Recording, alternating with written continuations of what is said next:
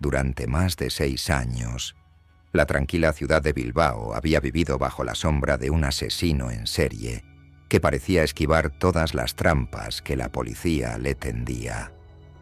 Sus víctimas eran siempre mujeres jóvenes, entre los 20 y 30 años, con perfiles distintos y sin un patrón claro que conectara sus vidas. Había matado a 8 mujeres de maneras escalofriantes, abandonando sus cuerpos en lugares alejados del centro, y nunca dejaba rastros obvios. La prensa lo apodó el cazador nocturno, porque parecía actuar en la oscuridad, invisible para todos.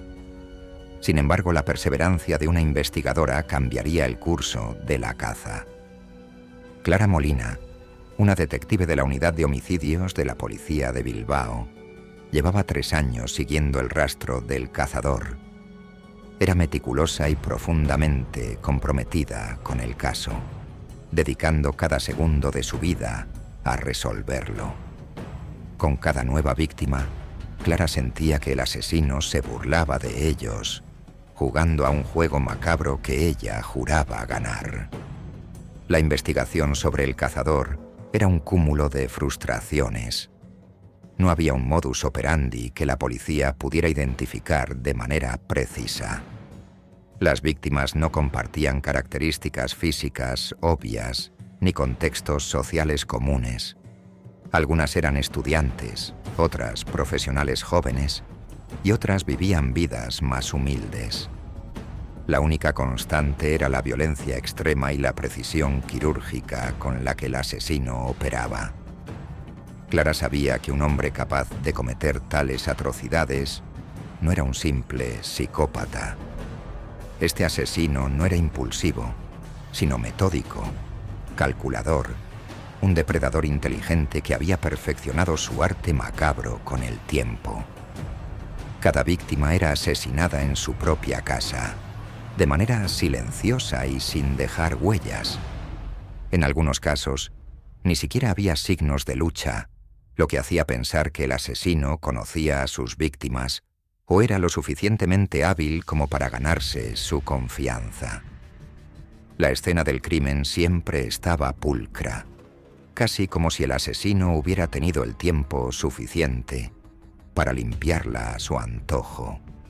Esto enfurecía a Clara, quien revisaba minuciosamente cada detalle en busca de la pista que finalmente los llevaría a atraparlo. El caso que cambiaría el rumbo de la investigación fue el asesinato de Sofía Gálvez, una joven de 28 años que trabajaba como enfermera en un hospital local. A diferencia de otras víctimas, Sofía tenía un novio, Marcos, con quien vivía desde hacía 1 año. Esa diferencia en la vida de la víctima llamó la atención de Clara. Marcos afirmó haber estado de viaje por trabajo la noche del asesinato, lo que le proporcionaba una coartada. Sin embargo, fue él quien encontró el cuerpo de Sofía al regresar a casa, lo que lo convirtió en el principal sospechoso, al menos al principio. Clara sentía que algo no encajaba en la historia de Marcos, pero no por el motivo que inicialmente pensó. Durante el interrogatorio, notó que él parecía genuinamente devastado por la muerte de Sofía. Además, una de las características que diferenciaba a este caso de los demás era que la escena del crimen había sido alterada de manera más torpe que en los asesinatos anteriores. Había una pequeña mancha de sangre en el borde de la mesa de la cocina que parecía haberse pasado por alto. Aquella gota fue clave. Los forenses analizaron la muestra de sangre y descubrieron algo inquietante. El ADN no coincidía con el de Sofía ni con el de Marcos. Esto indicaba que, por primera vez, el asesino había cometido un error. Clara vio esto como una oportunidad única. Durante años, el cazador había sido impecable, pero ahora, por alguna razón, había dejado una pista. Clara decidió revisar todos los informes de las autopsias anteriores y descubrió algo interesante. En varias de las víctimas, el asesino había utilizado bisturíes y herramientas que solo alguien con conocimientos médicos podría manejar. Aunque la conexión no era obvia, Sofía, al ser enfermera, también trabajaba en un entorno donde esas herramientas eran de uso común. Con esta nueva información en mente, Clara comenzó a investigar a todas las personas que habían tenido contacto con las víctimas dentro del sistema de salud. Esto incluía doctores, enfermeros, técnicos y cualquier otro personal relacionado con los hospitales donde algunas de las mujeres habían trabajado o recibido atención médica. Tras semanas de investigación, Clara finalmente dio con un nombre que apareció en más de uno de los historiales médicos de las víctimas: Samuel Montoya, un técnico de laboratorio que había trabajado en varios hospitales de la región. Samuel era un hombre reservado, con una vida aparentemente irrelevante. Tenía 42 años, vivía solo y no tenía antecedentes criminales ni conexiones evidentes con las víctimas. Pero lo que más llamó la atención de Clara fue que Samuel había trabajado en el mismo hospital que Sofía y dos de las otras víctimas. A pesar de esto, en las primeras etapas de la investigación, su nombre había pasado desapercibido porque no parecía haber tenido contacto directo con ellas fuera del ámbito laboral. Clara decidió investigar más a fondo el pasado de Samuel. Lo que descubrió fue inquietante. Samuel había perdido a su madre cuando él tenía solo 10 años. Ella había muerto bajo circunstancias extrañas, oficialmente catalogadas como un accidente doméstico. Pero lo que llamó la atención de Clara fue que, durante su adolescencia, Samuel había sido diagnosticado con un trastorno de la personalidad severo que había requerido tratamiento psiquiátrico durante varios años. Aunque no había sido hospitalizado permanentemente, el historial médico mostraba episodios de comportamiento antisocial y una tendencia a la obsesión. Clara pidió a su equipo de vigilancia que siguiera a Samuel, pero este parecía llevar una vida monótona. Sin embargo, después de 3 días de seguimiento, los detectives notaron algo inquietante. Samuel se dirigía regularmente a los barrios donde vivían mujeres que coincidían con el perfil de las víctimas. Aunque nunca se acercaba a ellas, observaba las áreas de manera meticulosa, como si estuviera planificando algo. Fue entonces cuando Clara supo que estaban cerca de atraparlo. Decidió poner a Samuel bajo vigilancia constante y logró obtener una orden para revisar su casa. Lo que encontraron en su apartamento fue perturbador. En un sótano oculto, descubrieron un pequeño laboratorio improvisado con bisturíes, frascos de productos químicos y varios cuadernos llenos de detalladas descripciones de cada una de las víctimas. Los escritos revelaban una obsesión enfermiza con el control y la perfección. Samuel había estado documentando sus asesinatos como si fueran experimentos científicos. Además de los cuadernos, encontraron un móvil con fotografías de las víctimas antes y después de los crímenes. En las fotos las mujeres parecían estar inconscientes o drogadas antes de ser asesinadas. Samuel había perfeccionado su método para acercarse a ellas sin despertar sospechas y luego ejecutaba sus macabros planes en la seguridad de sus hogares. Con suficiente evidencia para proceder, Clara y su equipo planearon un operativo para detener a Samuel. Sabían que cualquier error podría llevarlo a desaparecer, como lo había hecho tantas veces antes. Clara estaba determinada a atraparlo personalmente. Esa noche, mientras Samuel regresaba a su casa después de seguir a una nueva potencial víctima, fue detenido por un escuadrón táctico. Durante su interrogatorio, Samuel mantuvo la calma, casi como si estuviera disfrutando del hecho de que lo habían capturado. Finalmente, confesó sus crímenes, aunque de una manera fría y distante, como si simplemente estuviera relatando hechos sin emociones. Clara, al escucharlo, sintió una mezcla de alivio y horror. La mente de Samuel estaba completamente desconectada de la humanidad, lo que lo hacía aún más peligroso. El juicio de Samuel Montoya fue uno de los más mediáticos de la última década. Fue condenado a cadena perpetua sin posibilidad de libertad condicional. Pero para Clara, la verdadera victoria fue ver que, finalmente, las familias de las víctimas podían tener algo de paz. Aunque el trauma de esos crímenes seguiría presente, saber que el cazador de sombras ya no estaba suelto significaba el fin de un capítulo oscuro para la ciudad. Clara, aunque reconocida y admirada por su perseverancia, decidió tomarse un tiempo lejos de la policía tras el caso. El peso emocional de haber cazado a un asesino tan retorcido la había agotado. Pero al final se había cumplido su promesa. Había atrapado a el cazador y había salvado a muchas otras posibles víctimas. En la primavera de 2008, la ciudad de Sevilla fue testigo de una serie de asesinatos que desafiaron la lógica y la paciencia de la policía local. Las víctimas, 4 hombres y 3 mujeres, fueron encontradas en diferentes puntos de la ciudad con patrones de muerte escalofriantes, pero desconcertantes en su diversidad. Las escenas del crimen carecían de una conexión evidente. Los métodos de asesinato variaban considerablemente, y el único vínculo entre los casos parecía ser la aparición de extraños símbolos grabados en los cuerpos de las víctimas.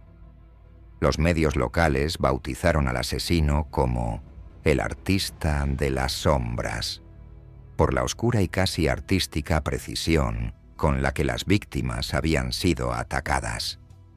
Sin embargo, lo que nadie sabía en ese momento era que en realidad no había un solo asesino acechando las calles de Sevilla. Había 2 trabajando en paralelo, sin conocerse, pero influenciándose mutuamente de una manera aterradora. El primer asesinato ocurrió en abril de 2008. Marcos Tejada, un abogado de 35 años, fue encontrado en su apartamento en el barrio de Triana, estrangulado y con extraños cortes en sus brazos que parecían seguir un patrón geométrico. Los forenses no pudieron determinar el significado de los cortes, y lo único que parecía tener relevancia era la precisión clínica con la que habían sido hechos.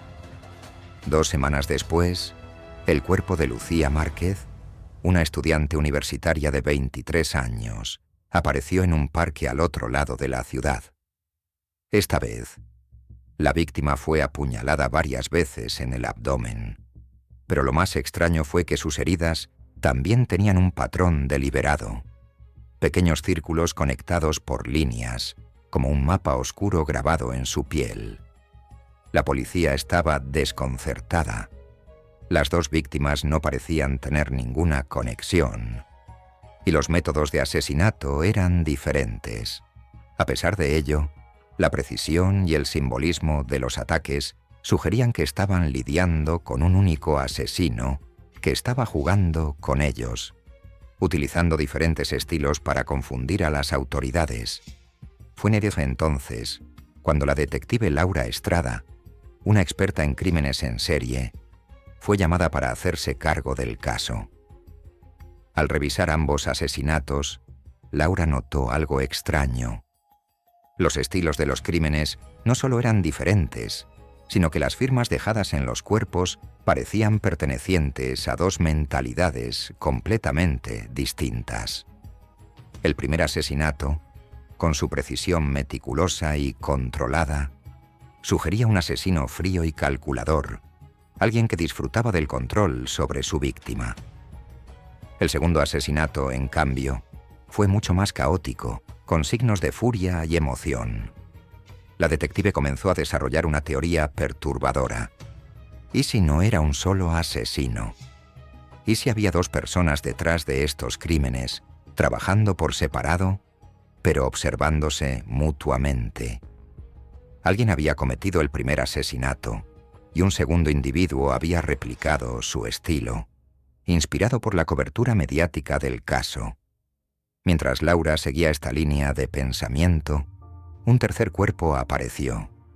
Carlos Villalba, un taxista de 42 años, fue encontrado muerto en su coche, golpeado brutalmente hasta la muerte. Aunque el método de asesinato fue distinto, los forenses encontraron símbolos grabados en el torso del hombre. Esta vez, eran líneas y curvas que formaban un intrincado diseño que recordaba a los anteriores, pero con sutiles diferencias. La teoría de Laura cobró fuerza. Había un imitador, alguien que estaba copiando los asesinatos para confundir a la policía o incluso competir con el asesino original.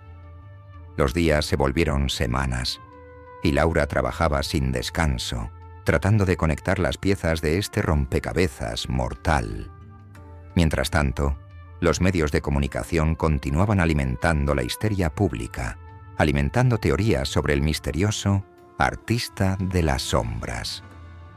Para la detective, el verdadero desafío era detener la cadena de asesinatos antes de que más personas murieran, pero con cada nuevo crimen, las diferencias entre los estilos de los asesinatos se hacían más evidentes. El cuarto asesinato fue el que finalmente proporcionó la clave para avanzar. Ana Paredes, una profesora de secundaria, fue encontrada en su apartamento, apuñalada repetidamente. En la escena del crimen, los detectives encontraron algo peculiar: una cámara oculta en la esquina de la habitación. Al revisar la grabación, se reveló una escena escalofriante. La cámara había captado al asesino original en pleno acto, vestido completamente de negro, pero justo después de cometer el asesinato, dejó la habitación. Y poco después, otro individuo entró en el apartamento, manipulando la escena del crimen, añadiendo los símbolos que habían desconcertado a la policía. Laura vio esto como la prueba irrefutable de su teoría. Había dos asesinos trabajando en paralelo. El primero era un hombre que claramente tenía un plan, un método, y buscaba el control absoluto. El segundo, por otro lado, parecía ser alguien que buscaba robar protagonismo, un imitador que se deleitaba en el caos que estaba creando. Con esta nueva información, Laura ideó un plan para atrapar a ambos asesinos. Decidió dar una entrevista a la prensa en la que mencionó un supuesto error en uno de los asesinatos, insinuando que la policía estaba cerca de resolver el caso y que tenían una pista sobre el verdadero autor. Sabía que al hacerlo, podría provocar a ambos asesinos para que cometieran un error. Y así fue. 2 semanas después, otro cuerpo apareció. Javier Luna, un empresario, fue encontrado en su oficina con los ya familiares símbolos grabados en su pecho. Pero esta vez, la escena del crimen estaba llena de errores, huellas dactilares, cabellos y otros rastros que no coincidían con ninguno de los crímenes anteriores. Era claro que el imitador estaba perdiendo el control, apresurado por la presión mediática y la aparente cercanía de la policía. Laura y su equipo rastrearon las huellas hasta un hombre llamado Rubén Soria, un empleado de una tienda de antigüedades que había mostrado signos de inestabilidad mental en el pasado. Cuando fue arrestado, Rubén confesó haber sido el imitador, pero insistió en que él no había sido el primero en matar. Contó que había visto la noticia del primer asesinato en la televisión y había sentido una conexión, una urgencia de formar parte de esa obra maestra. Rubén veía al asesino original como un genio y él solo quería ser parte de su juego. Aunque la captura de Rubén fue un logro, Laura sabía que aún quedaba el verdadero asesino en las sombras. Sin embargo, tras la detención de Rubén, los asesinatos cesaron durante meses. Parecía que el asesino original Había decidido detenerse, posiblemente por el miedo a ser descubierto ahora que su imitador había sido capturado. Pero Laura no dejó de buscar. Finalmente, después de revisar antiguos archivos y reexaminar todas las conexiones entre las víctimas, descubrió un vínculo oculto. Eduardo García, un cirujano de renombre en Sevilla, había tratado a 3 de las víctimas en su hospital. Eduardo era conocido por su comportamiento perfeccionista, alguien que había sufrido una grave crisis nerviosa años atrás debido a la presión del trabajo. Esto lo llevó a un comportamiento obsesivo que, según la psicología del caso, encajaba perfectamente con el perfil del asesino original. Laura organizó un operativo para arrestar a Eduardo, quien, al verse acorralado, confesó ser el artista de las sombras. Para él, los asesinatos eran un modo de perfección, una forma de arte en la que había volcado su odio hacia aquellos que consideraba imperfectos. Cuando Rubén había comenzado a imitar sus crímenes, Eduardo había sentido tanto desprecio como fascinación. Se había sentido obligado a continuar, pero también temía que el amateurismo de Rubén lo llevara a ser descubierto. Con ambos asesinos capturados, la ciudad de Sevilla pudo finalmente respirar en paz. El caso del artista de las sombras y su imitador se convirtió en un estudio de cómo 2 mentes enfermas, sin conexión previa, podían influenciarse mutuamente y crear una cadena de horror que duró más de 1 año.